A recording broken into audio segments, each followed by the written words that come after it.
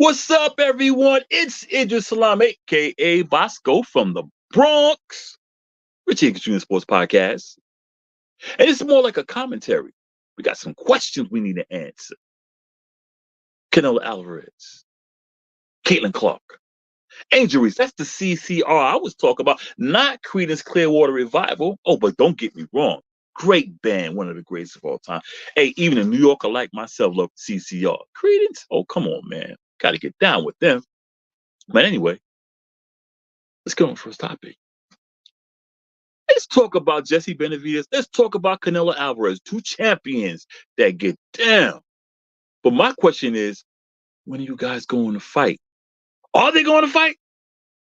By the way it seems, nah. I think it's a situation of someone being afraid of the other. And you know what I'm talking about. Now, I know you Canelo Alvarez fans will say, but Jesse Benavidez is not ready for Canelo. You know, Canelo said that. Well, if that's the case, why won't Canelo fight him? Just fight the guy and prove it. Just shut up and show Jesse Benavidez that he's not in Canelo's class. If you are the champion, Canelo, and you are a great champion, and you are confident that you can beat someone, then go out there and show that opponent that he is not in your class. Making all these outrageous money demands and doing anything but showing the boxing world that you do not want to fight him.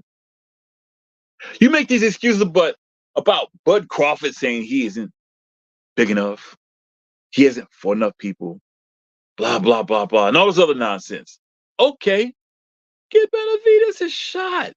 He's sitting there wanting to fight you. He's fighting everyone but you because he's waiting on you. The kid is ready, man. The boxing fans want it. Canelo fans want it, I think. The Jesse Benavidez fans, you know they want it. Got that right. They want it. And those who are just Canelo fans that don't even want boxing, they don't even watch boxing, they want it. At least that's what they're saying. I think they're just doing a lot of talking. I mean, if you want to go down as one of the greatest boxers of all time, and there's a lot of them. Do I need to name some names? Oh, yeah, I need to. Let's go see Julio Cesar Chavez. Go ahead. Doing 86-0-1. Salvador Sanchez, the late great Salvador Sanchez. Ricardo Lopez, El Finito, undefeated, 51-0-1. Ruben Oliveira, oh man, that kid was dynamite. Lupe Pinto, I mean his fights. Carlos Zarate, ooh, if you remember Carlos Zarate and Alfonso Zamora, you seen a fight of bombers. Didn't go that long, but we knew that because they all knocked out every fighter that came across the board. They didn't duck anyone. If it's a challenge was there, they accepted the challenge. But you seem to duck that big challenge named Jesse Benavidez. Or at least a challenge you claim isn't a challenge. Benavidez is waiting for you, man. Give him a shot. Prove to him that he is not in your class. I said that once before. I'm saying it again. Prove it to him that he is not in your class. Prove it to us. I'm a Jesse fan.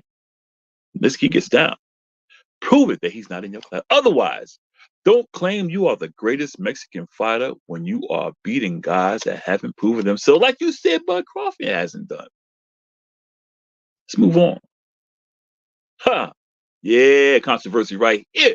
Anyway, the WNBA season, this WNBA season, should I say, probably the greatest WNBA season we've seen since its inaugural season. In fact, I will call this the best season they ever had. Viewership is like mad through the roof. The reason being, the arenas are filled, they're making headlines, and of course, there's a lot of intrigue. A lot of intrigue. But let's talk about what's happening on the court. There's no question that A'ja Wilson, Las Vegas Aces, is the MVP leader. This young lady is out there balling night after night and leading her team towards another championship. No question this lady is getting it done. And oh, that girl's fly. Come on now. Y'all know she's pretty as hell. I'm just going to keep it 100. That sister got it going all the way on. As for Rookie of the Year, it's got to go to Caitlin Clark. And it's not even close, baby. I know y'all say, oh, you just hating on Angel Reese. No, I ain't hating on Angel Reese. I'm keeping it 100. I watched the game. I checked the stats. All that. Shouts out to Angel Reese, though, grabbing them rebounds and all those double-doubles. Big shouts. However, Those are personal stats and did not help the team when it comes to winning. 3-1, Caitlin Clark over Angel Reese. And the games that they won, it wasn't close. They beat down that Chicago Sky team, especially that last game when they left Reese in there when they Chicago pretty much took out all the starters and they let Angel Reese get them. But we ain't gonna talk about that. In fact, the Chicago Sky are worse this year than they were last year. And they got 2 first rounders. Camilla, you's a fly sister, I tell you. We ain't talking about you right now. And actually, they're playing better without Angel Reese. You know, her season-ending injury. And I'm not laughing at injury. You know, she got hurt. Okay, but the team is playing better now. They're playing together now. And this is no hate against Reese. Although the Reese fans will say, "Oh, you're just hating on her." No, I'm talking basketball, baby. But the young lady has to develop her shot. There's no reason a player is playing under the basket who is shooting less than 45%. Come on, man. Those who play in that position usually shoot over 55%, and that's still low. You're talking Chris Dudley stats, Andre Drummond stats. Come on, man, bricklayers. When I look at her shot selection, I go back to her days in high school. She hasn't improved her shot at all, nor her form. Throwing up underhand shots at the basket while being defended isn't going to cut it. If you play basketball, you will be like, no way. Let's take off your fan hat and let's use your basketball mind. Those shots she takes are horrendous. And this is not hate. This is me analyzing her play. I've been a fan of her since her days in Maryland. That's way before a lot of you fans even knew who she was. And there comes a time where you have to sit back and ask yourself, what can I do to improve my game? For you to be great, you have to work on things that will make you great. She needs to spend less time seeking attention through social media and showing her ass and more time perfecting her craft, the craft that got her to where she is today. Eventually, people are going to get tired of the social media stuff and say, okay, what are you doing on the court to help this team win? Okay? That's grown folks talk. All right? Now, of course, there were those who would say I'm hating on her. But I ain't got no reason to hate on her. I like the woman. I rooted for her. I'm an LSU fan. I rooted for the girl. But then when she got to the pros, she changed. And she never developed her game for the next level. Rebounds it, but like, we saw the rebounds. Now, if I need to post video, I'll post it on my next one. I'm a basketball fan. I've been watching WA since day one. And I'm not for the people. I'm not one of the people who spend more time looking off the court than on the court. I don't like players who spend more time promoting their brand off the court rather than working on their game. Because I don't care what you do off the court. I'm watching you play.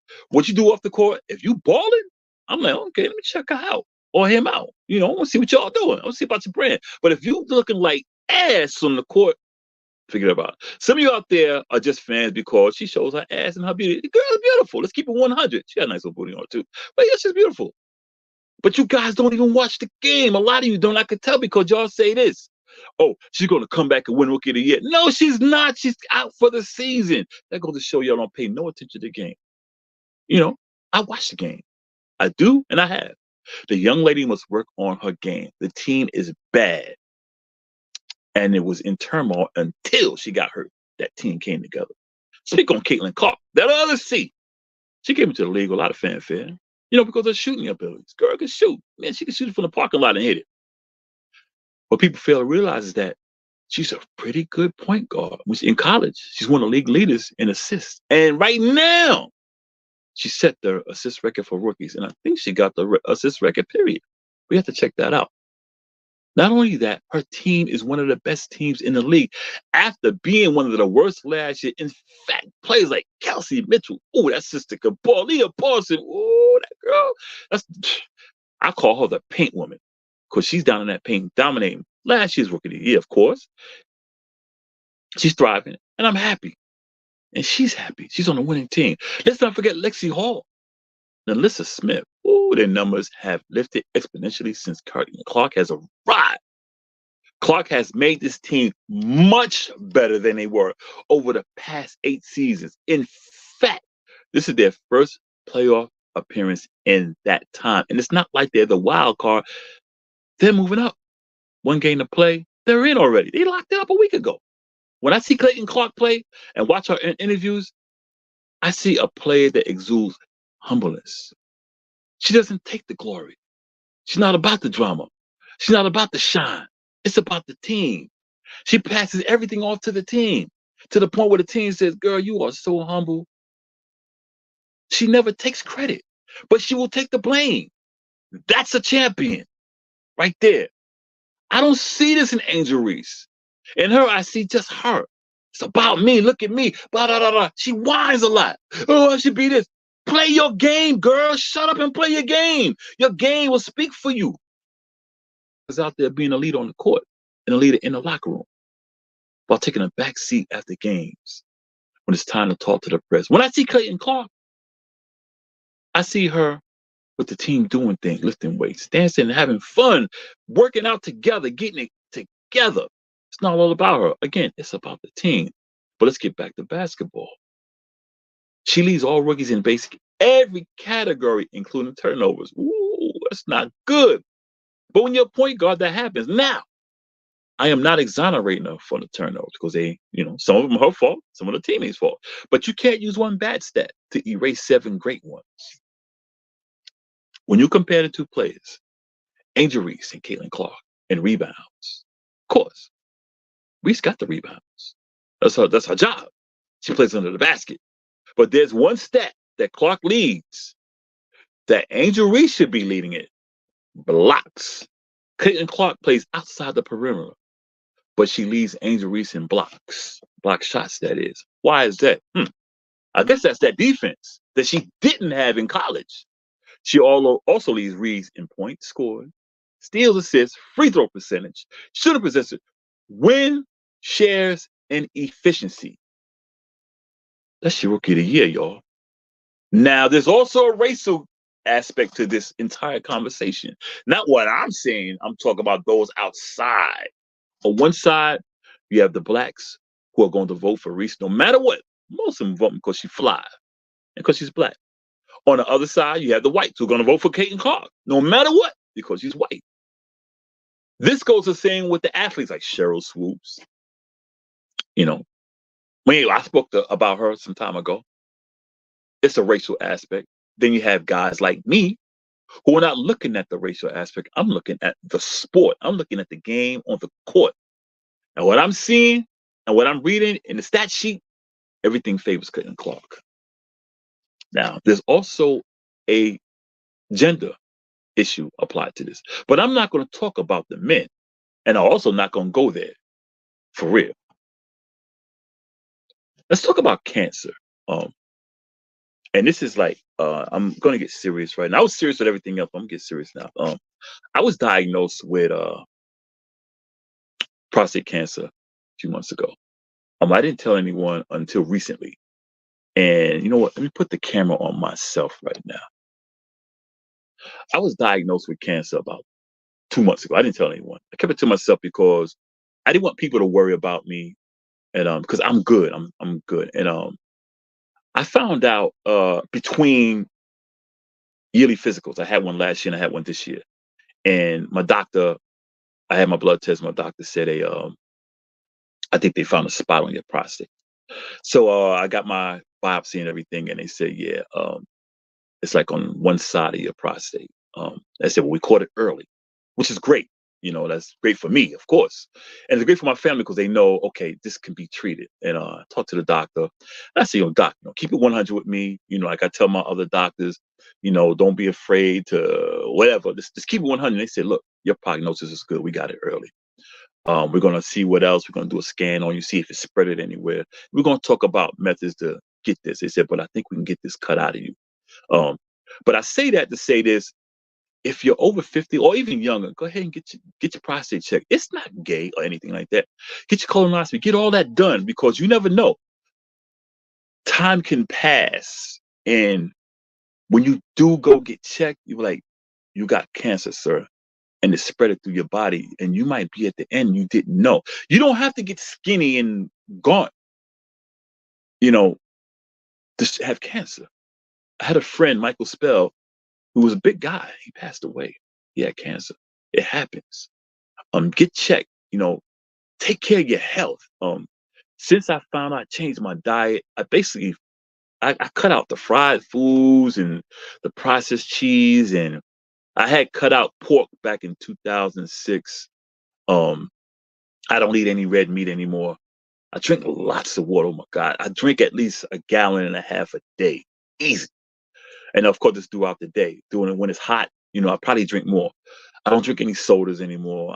I haven't bought a bag of sugar for my house and I don't know how long. So I don't even have sugar in the house. Um, Candy, I have my days, I'm not gonna lie. Uh, I like gummy bears, so I might get a gummy, but I don't buy packs of them like I used to buy like a whole pack or 2 packs and just throw them in my mouth and eat them. I don't do that anymore. I cut my diet and I found myself losing the weight that I've been trying to lose for the longest. And my body feels better. There were times where I couldn't even put my ankle on my knee to put on my sock. Now it's easy. I can bend over and tie my shoe where I used to have to put my foot up on something and tie my shoe.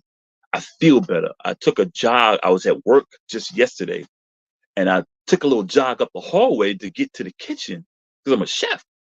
And I was like, damn, I actually ran this, without really huffing and puffing. And I say, take care of your health. And I'm gonna speak to my sisters out there, and this could be to also the white women. We got to get out of this I'm thick stuff, because that weight you're carrying and you proud to be big and all that. When you get in your 40s and your 50s, you're gonna regret having all that weight on you, especially if you got any type of medical issues going on. You know, do your best. You don't have to go get a gym membership. I did a little time. I did 19 months one time. Nothing crazy. I didn't lift any weights. I changed my diet. You know what I did? I walked. And when I got out, I just walked. You could walk 30 minutes a day. I have a device. I don't have it near me, but it's like a little thing with little pedaler. You could sit down and watch TV and pedal it on your couch, on your recliner, on the edge of your bed, whatever. Do whatever you have to do to lose that weight. Because if cancer hits you, you got to change your diet. And it's going to be a lot of stuff you're going to have to change. Because if you don't, your time is short. I looked at things and said that sometimes people live only 4 years. And I've seen where some people live up to 15. I want to live past both. I want to live to 100 years old. And I've always kept that. I said, I want to live a century. I want to be able to tell the world what happened from one end to the other end. You know, I don't know if I'll live that long, but I'm going to try. And the only way I have a chance is to make sure I take care of my body, So I say that to you, take care of your body, man. You don't want to end up on the wrong end of the stick and be like, damn, I should have done what I knew I should have done. But once again, welcome to the Rich Eagles. Thank you for tuning in to the Rich Eagles the Sport. Let me get this right. Hold up. Thank you for tuning in to the Richie Hicks Jr. Sport Podcast. Glad you watched this show. Feel free to like and subscribe to the page on Facebook and YouTube, Instagram. I'm Idris Salam. You can find me, Bosco from the Bronx, on Facebook. You can find me, The Real Big Bosco Productions, on Instagram, and I'm also the Real Big Bosco Productions on YouTube. I do a lot of music. You see my link for the music that I do. I do everything: hip hop, reggae, jazz. I do everything, man. Shouts out, big ups to everybody. Thank you for tuning in once again. I'm out. Peace, y'all, and blessings.